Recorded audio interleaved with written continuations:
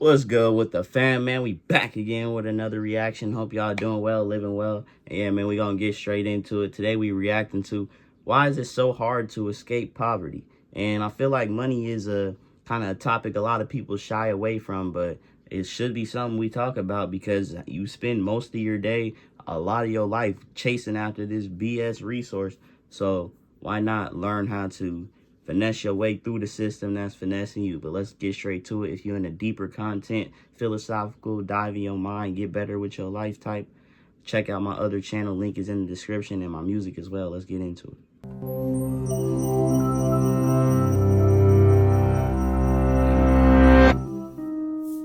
Imagine that you've been unemployed and seeking work for months.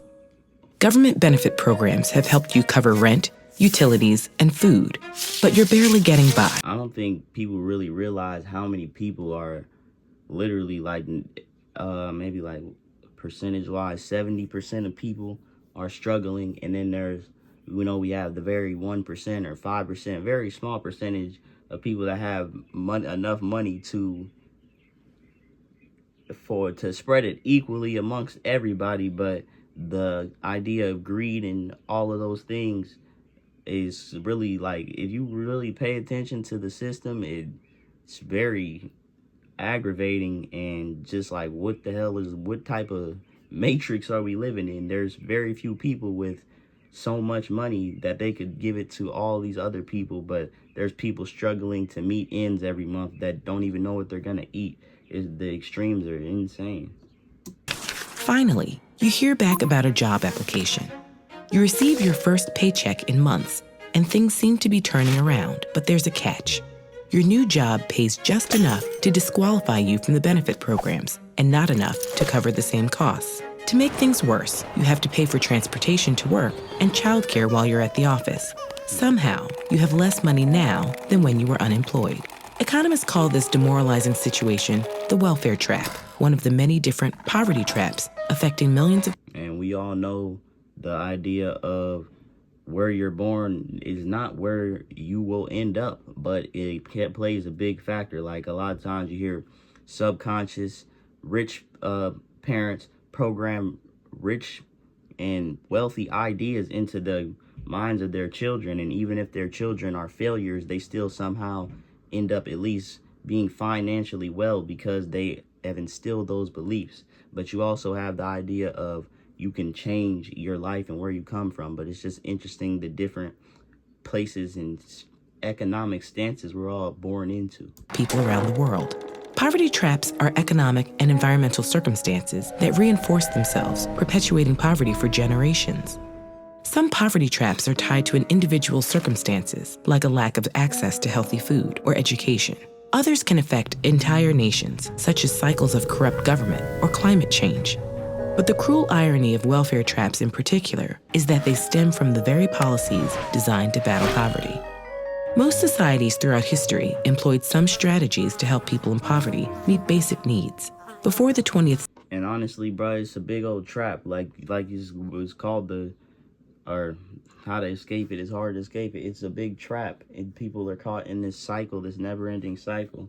And it's like, what are we doing? But it's also designed by the very people that are giving you the subsidies and the welfare, whatever the case may be. The whole system is designed like this, and it's purposely meant this way.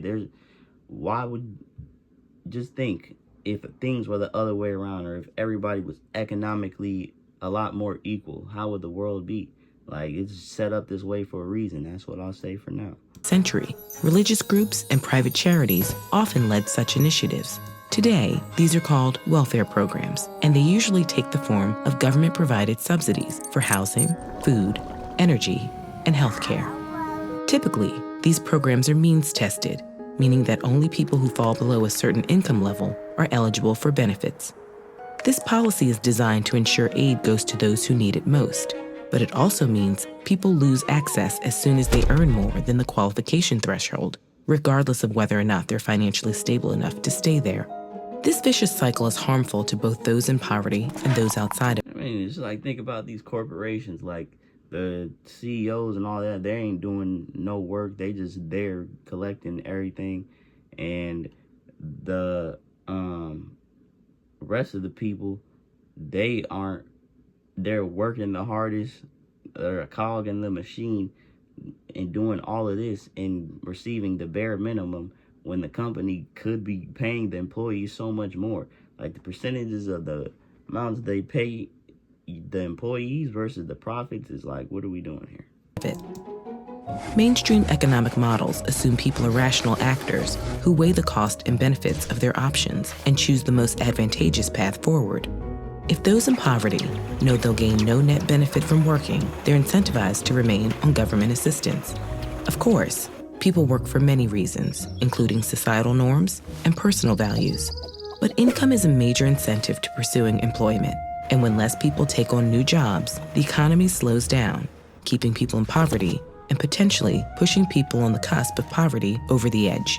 Some have suggested this feedback loop could be removed by eliminating government assistance programs. And it's like, the thing about it, the way the system is built corrupt.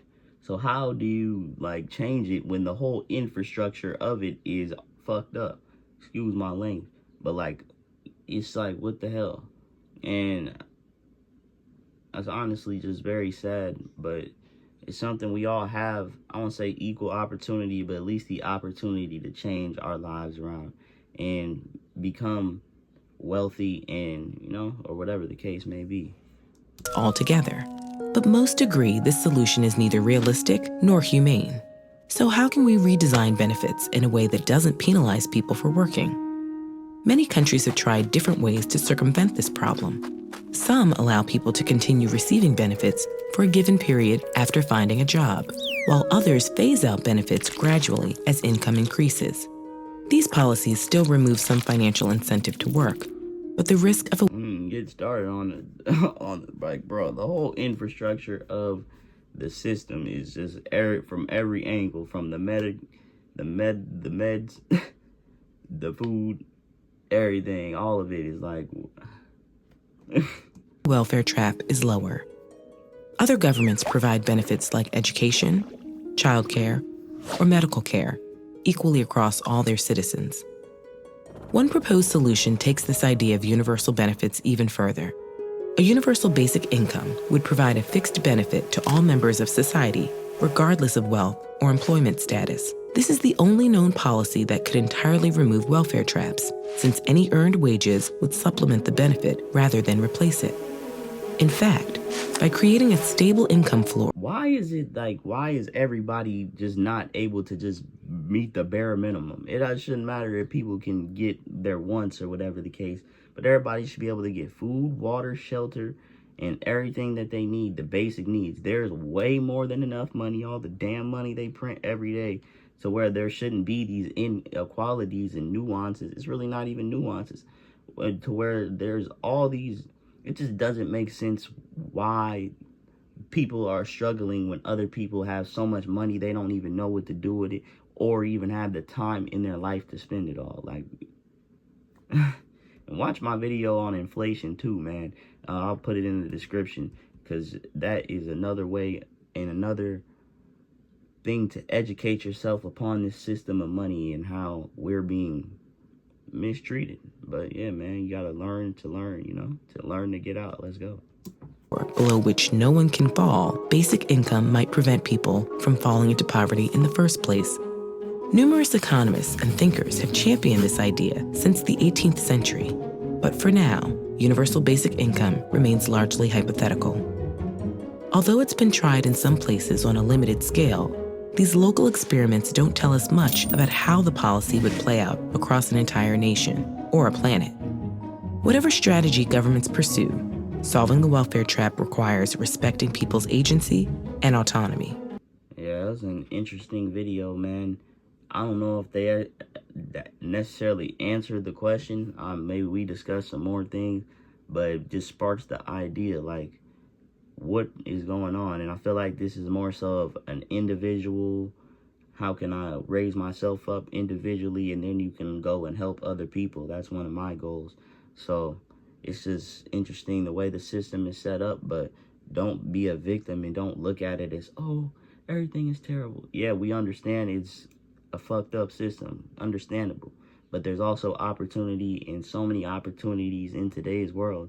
Example, this video I'm making that can provide me with financial freedom. So go out there, do the stuff you want to do creative stuff. There's so many different ways to make money nowadays.